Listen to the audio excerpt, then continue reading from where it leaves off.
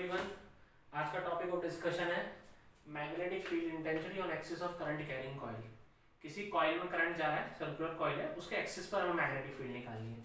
ये आपके सामने कॉइल है, ठीक है, इस तरीके से कॉइल रखी है, यानी ऐसे, ठीक है। इसमें करंट जा रहा है आई, ठीक है।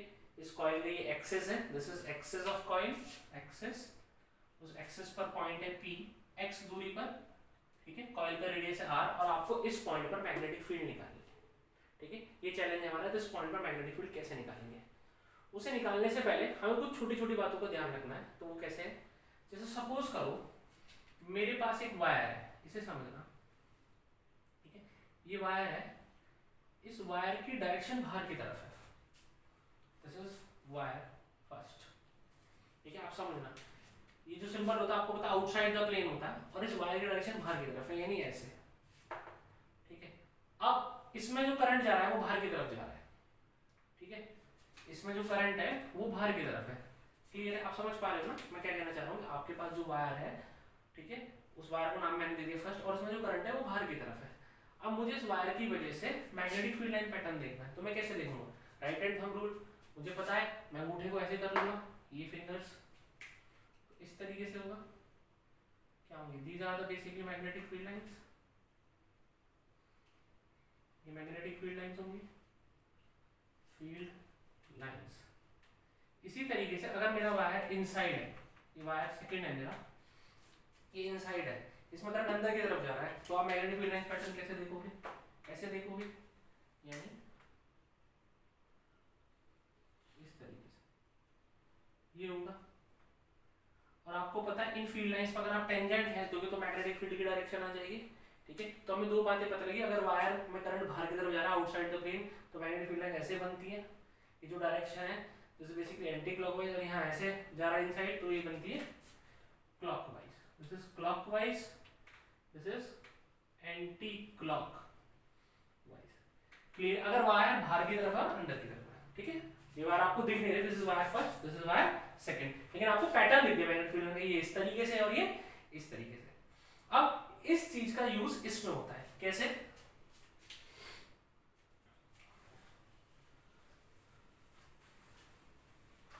सपोज करो आपके पास ये कॉइल है इस तरीके से, और इसमें ये करंट जा रहा है ऐसे, और ये एक्सिस है, ये पॉइंट P, ठीक है। तो इमेजिन करो आप, ठीक है, ये कॉइल ऐसे है, मैं इधर साइड आ जाता हूँ, ये कॉइल ऐसे है, आपको पता है इसमें करंट ऐसे घूमेगा ऐसे, तो जब आप कॉइल में ऐसे करंट घूम रहा होगा ऐसे, तो यहाँ बिल्कुल नीचे जब जाएंगे यहाँ कॉइल, तो यहाँ करंट अंदर की तरफ जाएगा, उधर से बाहर की तरफ निकलेगा। इमेजिन करो कॉइल ऐसे घूम रही है, कॉइल में करंट ऐसे घूम रहा है, और यहाँ जो ऊपर जो करंट आएगा वो बाहर की तरफ आएगा, और यहाँ नीचे जो करंट आएगा वो अंदर की तरफ आएगा। इट मीन जो ऊपर का वायर है उसकी डीएल लेंथ जो होगी वो बाहर की तरफ होगी, अगर मैं डीएल कंसीडर करूँ, तो करंट बाहर की तरफ आ रहा है और यहाँ अंदर की तरफ। सोचने वाली बात है, क्योंकि करंट यहाँ बाहर की तरफ आ रहा है तो मैग्नेटिक फील्ड लाइन पैटर्न ऐसा बनेगा, ऐसा कुछ, ऐसे रफ कर देता हूँ, ऐसा बनेगा, यानी ये इस तरीके से बन रहा होगा, ऐसे पूरा घूम के ऐसे बन रहा होगा, ऐसे बन रहा होगा, ऐसे बन रहा होगा, आप समझो इस तरीके से, anti clockwise anti clockwise anti clockwise anti clockwise. It means in pattern पर अगर आप टेंजेंट खींच दोगे, ये सर्कुलर लूप्स हैं, इस तरीके से टेंजेंट आप खींच दोगे तो मैग्नेटिक फील्ड की डायरेक्शन आ जाएगी डीबी रेडियल, ठीक है। कोई भी छोटा सा टुकड़ा जो मैग्नेटिक फील्ड लाइंस बना रहा है, अगर आप उस पर टेंजेंट खींचते हो तो मैग्नेटिक फील्ड की डायरेक्शन होती है, जैसे यहाँ है, मैं यहाँ मैग्नेटिक फील्ड देखना चाह रहा हूँ तो टेंजेंट होगी, यहाँ देखना चाह रहा हूँ तो टेंजेंट होगी, ठीक है, यहाँ देखना चाह रहा हूँ तो टेंजेंट होगी। इसी तरीके से ये मैग्नेटिक फील्ड ऐसे घूम रही थी, तो मुझे इस पॉइंट पर मैग्नेटिक फील्ड की डायरेक्शन देखनी है, छोटे से टुकड़े की वजह से, तो टेंजेंट, ये पॉइंट हो गया R, और आपको पता है 90 डिग्री, ठीक है। इसी तरीके से ये मैग्नेटिक फील्ड इस टुकड़े की वजह से, आपको पता है मैग्नेटिक फील्ड लाइन इस तरीके से घूम रही होगी, ठीक है, इस तरीके से घुमाओ, ठीक है। फिर वही बात, ये R होगा इसका टेंजेंट, मैग्नेटिक फील्ड 90 डिग्री। तो आपने क्या देखा, एक छोटा सा टुकड़ा जिसमें करंट अंदर की तरफ जा रहा है उसमें मैग्नेटिक फील्ड ऐसे है, एक छोटा सा टुकड़ा जिसमें करंट बाहर की तरफ आ रहा है उसमें मैग्नेटिक फील्ड ऐसे है। ये दो छोटे टुकड़े लिए, तो एक की मैग्नेटिक फील्ड इधर है, एक की इधर है, मैंने ये एंगल मान लिया फॉर एग्जांपल थीटा, और ये theta, sorry theta phi, clear है? अब क्या करना है,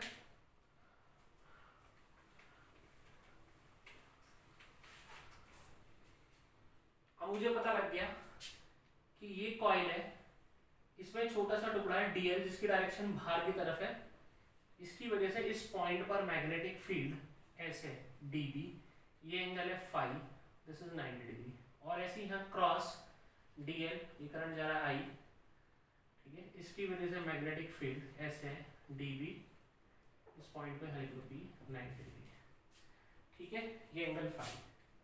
अब आपके पास दो टुकड़े हैं, एक ऊपर की तरफ और एक नीचे की तरफ, जिसकी वजह से मैग्नेटिक फील्ड है। आप क्या करोगे, आप इसके कंपोनेंट कर सकते हो, इस पॉइंट को मैं हटा देता हूँ, ये फाई है, ये पूरा 90 होगा तो दिस इज 90 माइनस फाई, और ये पूरा 90 है तो ये फाई हो जाएगा, ठीक है। इसी तरीके से ये भी फाई आ जाएगा, आप इसके इधर कंपोनेंट कर दोगे dB cos फाई, इधर आ जाएगा dB sin फाई, इसे इधर dB cos फाई, और इधर आ जाएगा dB sin फाई, ठीक है। तो आप देखते हो dB cos फाई ऊपर की तरफ, नीचे की तरफ cancel out, dB sin phi, दो कंपोनेंट इधर बचे। इट मींस अगर मैं ऊपर के और नीचे के कंपोनेंट लेता हूँ, वायर के टुकड़े लेता हूँ ऊपर का और नीचे का, तो cos फाई वाला कंपोनेंट कैंसिल होता है, sin फाई वाला बचता है। इसी तरीके से आप वायर के आमने सामने के टुकड़े लेते चले जाओ, सिमेट्री के अकॉर्डिंग cos वाले कैंसिल आउट हो जाएंगे, sin वाले बचेंगे, यानी नेट मैग्नेटिक फील्ड इधर की तरफ आएगी। मैं इसे इंटीग्रेट कर दूंगा dB sin फाई, इंटीग्रेट में भी तो मैग्नेटिक फील्ड आ जाएगी एक्सिस पर, सिंपल, ठीक है। अब इंटीग्रेट करने के लिए आपको पता है किस किस चीज की जरूरत होती है,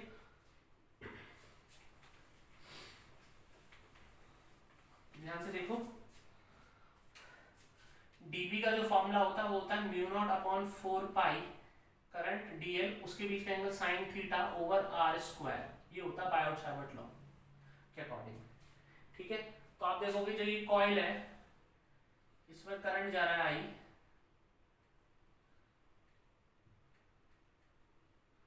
तो अगर मैं आप यहां से दिखाऊं तो dl जो है बाहर की तरफ है, मैं थोड़ा सा ऐसे दिखा रहा हूं, बाहर की तरफ है ऊंचाई पे, और ये है r, तो आप देखोगे dl और दिस इज r वेक्टर, इसमें एंगल ये थीटा बन रहा है 90, ठीक है। ये r है, ये पॉइंट है x, और r की वैल्यू है r square plus X square का अंडर रूट, ठीक है। तो आप यहाँ पे लिखोगे mu naught upon 4 pi I dl sine 90 over r square sine phi integration, ठीक है।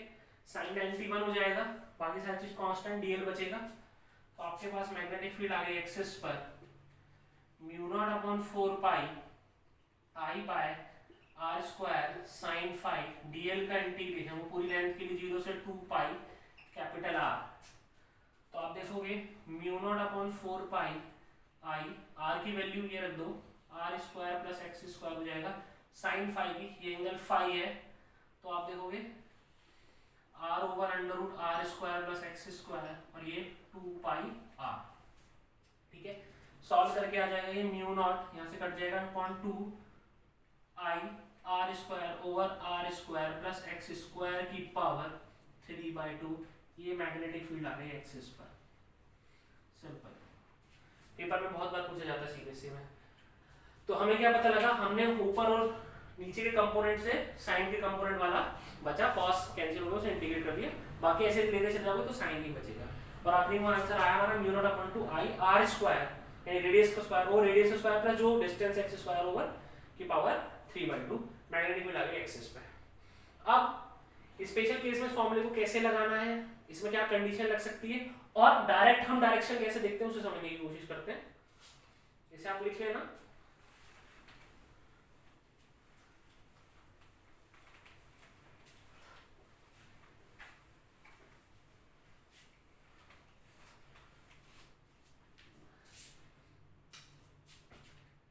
स्पेशल केस,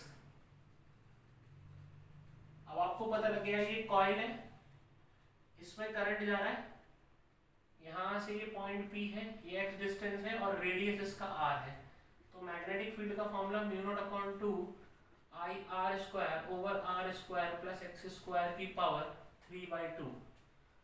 तो special case first, if x बराबर 0, अगर x 0 यानी आप सेंटर पर पहुंच गए, it means at centre of coil, तो आप देखोगे मैग्नेटिक फील्ड, ये तो एक्सिस के लिए था, एक्सिस, ये मैग्नेटिक फील्ड एक्सिस पर है, तो आप देखोगे सेंटर के लिए सी लिख देता हूं मैं, mu naught upon 2 I R square, यहाँ नीचे बचेगा आर क्यूब, कैंसिल आउट, तो mu naught upon 2 I by R, और आप ये सेंटर में पढ़ चुके हो उससे पहले, पहले वाले लेक्चर्स में मैंने बात की थी, तो सेंटर में हमें पता होती है। और इन केस अगर कॉइल पे n टर्न्स हैं, फॉर n टर्न्स, तो परेशान होने की जरूरत नहीं है, तो मैग्नेटिक फील्ड आ जाती है mu naught upon 2 I R square over R square plus X square की पावर 3/2 इंटू n। ठीक है, बहुत सिंपल है। अच्छा, अब डायरेक्शन कैसे देखें इसके लिए, तो सिंपल मेथड है, इसे लिख लेना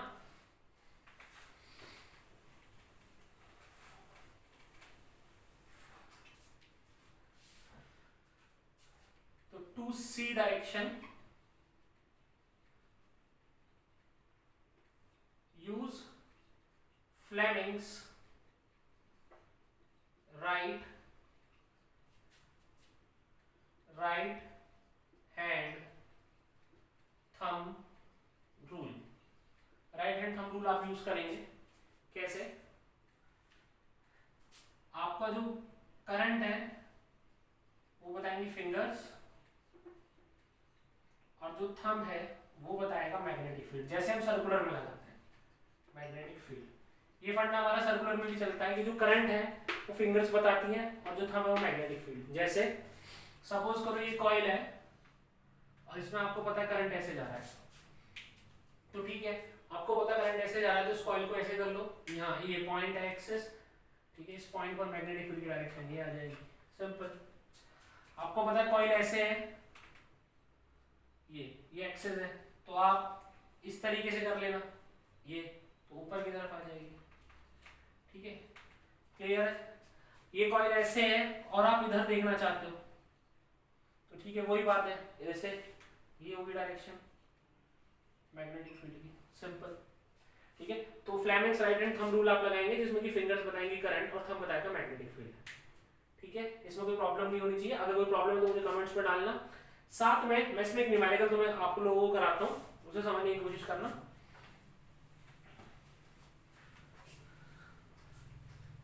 जैसे एक इलस्ट्रेशन आपको मैं देता हूँ, इलस्ट्रेशन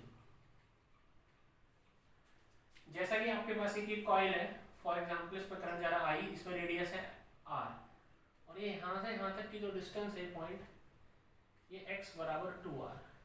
इसी तरीके से यहाँ एक कॉइल है, इसमें भी करंट जा रहा है I, इसका भी रेडियस है R और यहाँ से यहाँ तक डिस्टेंस है 2R। ठीक है, ये भी 2R है, ये भी 2R है, इस पॉइंट पर आपको मैग्नेटिक फील्ड निकालनी है। तो कैसे करेंगे, आपको पता है मैग्नेटिक फील्ड वेक्टर क्वांटिटी है, तो सिंपल, इसमें करंट ऐसे जा रहा है तो ये डायरेक्शन होगी V1, ठीक है, इसमें करंट ऐसे जा रहा है तो ऊपर की तरफ होगी, अभी बताया मैंने P2 कितने एंगल 90, तो नेट मैग्नेटिक फील्ड V1 का स्क्वायर प्लस V2 का स्क्वायर अंडर रूट, और आपको पता है ये भी 2R है, ये भी 2R है, दोनों के रेडियस बराबर है, करंट बराबर है, इट मींस V1 बराबर V2, यानी आ गया 2B1 स्क्वायर का रूट, यानी रूट 2B1, और B1 का formula mu naught upon 2 I R square over R square plus 2R square की पावर 3/2 टेस्ला। आप इसे सॉल्व कर लेना, आंसर आ जाएगा।